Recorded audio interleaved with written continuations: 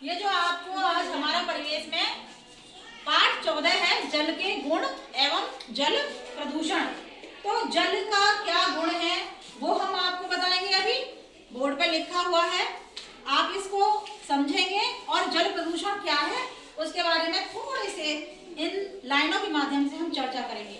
तो पहला है कि जल में क्या गुण है, यानी पानी। जल को क्या कहते हैं बेटा? पानी। पानी में क्या है? बहने का गुण।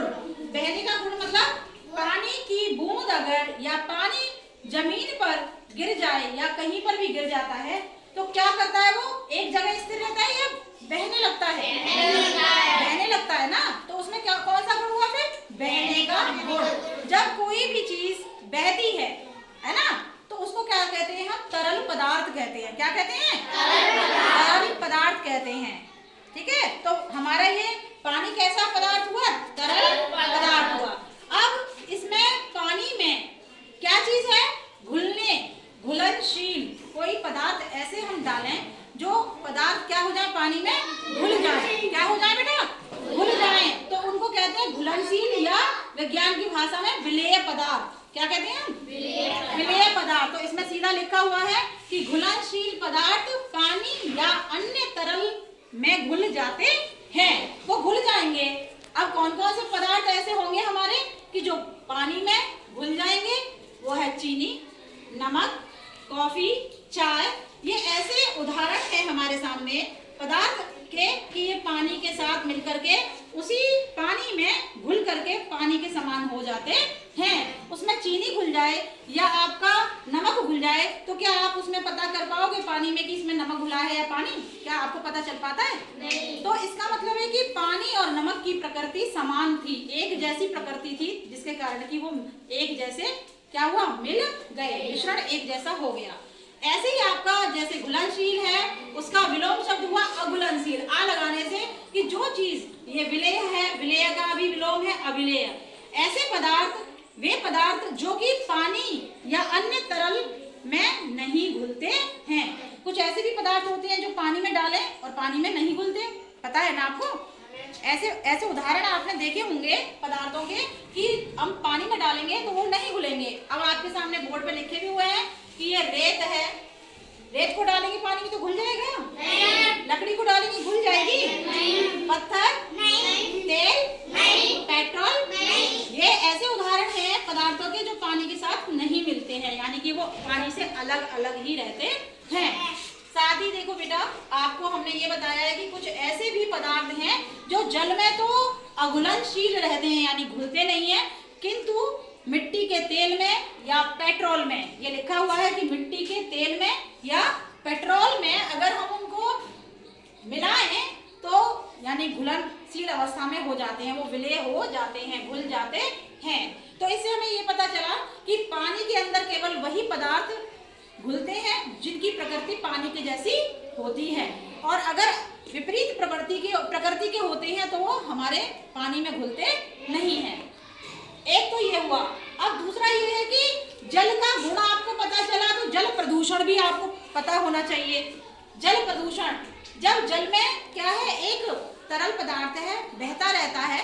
नदी नालों में आपने पानी को बहते हुए देखा है ना सभी ने? तो उसमें क्या है कि जल प्रदूषण के कारण क्या है? जो हमारा जल प्रदूषित होता है उसका कारण क्या है? तो उसमें है नंबर 1 कि कारखानों से निकला हुआ अपशिष्ट पदार्थ। आपने देखा होगा कि जो हमारे कारखाने हैं जगह जगह पर, उनमें क्या होता है बेटा? कारखानों से जो भी अपशिष्ट पदार्थ हैं, फालतू का जो पदार्थ होता है, गंदे पदार्थ होते हैं जो यूज नहीं हो सकते किसी चीज को बनाने में, कारखाने से बाहर निकाले जाते हैं। तो बाहर जब जाया जाता है तो कहाँ जाएंगे? वो कहीं ना कहीं किसी नाले में, किसी नदी में वो बाहर बह जाते हैं। अब जब नदी नाले में वो पानी में बहेंगे कारखानों से अपशिष्ट पदार्थ, तो क्या हो जाएगा? जल प्रदूषित हो जाएगा। दूसरा ये है कि मानवीय क्रियाकलाप, हम मनुष्य, हम मानव, हमने दैनिक जीवन में बहुत सारे काम करते हैं, जैसे कि स्वयं का नहाना होता है, हम जल से नहाते हैं।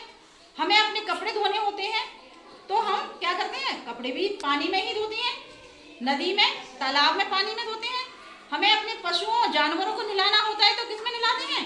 पानी में। तो क्या इस प्रकार के क्रियाकलापों से हम जल को प्रदूषित नहीं करते हैं ना? जल को गंदा ही तो कर रहे हैं।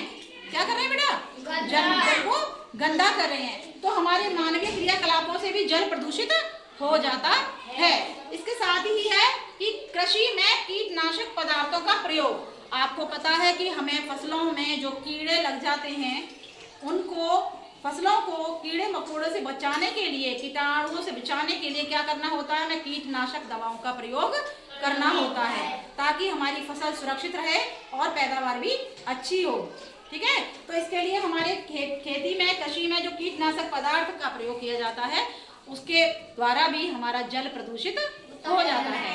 तो ये जल प्रदूषण हो गया। क्या हो गया? जल प्रदूषण के कारण जो है वो आपको पता चल गए। अब आता है कि इस जल का प्रयोग जब हम करते हैं, जो हमारा जल है प्रदूषित जल, जब हम इसका प्रयोग करते हैं अपने दैनिक जीवन में विभिन्न कार्यों को करने में, तो क्या हो जाता है कि दूषित जल के प्रयोग से हमें बहुत सी बीमारियां हो जाती हैं। क्या हो जाती है बेटा? प्रदूषित जल को अपने दैनिक जीवन में प्रयोग करने से हमें बहुत सारी बीमारियां हो जाती हैं। उन बीमारियों में सबसे पहले लिखा हुआ है पेचिस, टाइफाइड, पीलिया और हैजा।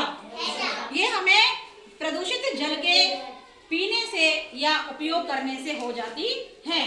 अभी हमने आपको यहाँ पर बताया कि पानी में बहने का गुण है, इसको प्रयोग के माध्यम से बताएंगे। घुलनशील या अघुलनशील पदार्थ कौन से हैं जल में, वो भी आपको बताते हैं प्रयोग के माध्यम से। तो इतना समझ में आया सभी के?